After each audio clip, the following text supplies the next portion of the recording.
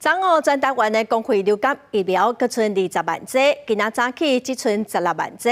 早起全台湾的卫生所诊所单位注预防下民众是排队排到落长，也毋过有医生是呼吁民众毋免伤惊吓，有镜头就赶紧去看医生，免伤烦恼。台东市卫生所一早起人满满，民众排队要等注流感预防针。好，一样哦，打完针都不要留哦，哈。护理师注预防针的手无停过，4号下早接受来了100个人，比起前一天只有6个人，人数增加真多。卫生所的电话嘛接不完，民众拢来问公费的流感预防针。点关系啦，本来就想要打，但是看了新闻之后就觉得一定要赶快来打。本来是不想打的，然后看到他一直。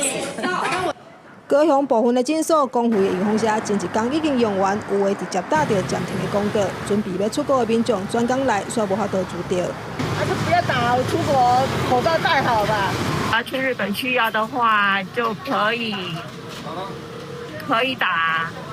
然后如果说没有出国需要的话，可以先暂时不用跟人家一起打。那如果你们不急的情况之下的话，那你就是排后天的来提。嘛有民众想要改注自费的预防针，诊所以出国的民众优先进行分流管制。量已经不是很够啊，因为应该还有部分少部分自费疫苗的诊所应该已经不多。那其实还是以大家有需求的，可能我们稍微做一点分流啦。不然其实量跟要打的人来说，其实比例上有点悬殊。如果真的要打的话，应该不用10几分钟，可能就全部都打完。受到艺人大 S 因为流感并发肺炎过往，未少要出国的民众赶来注流感预防针。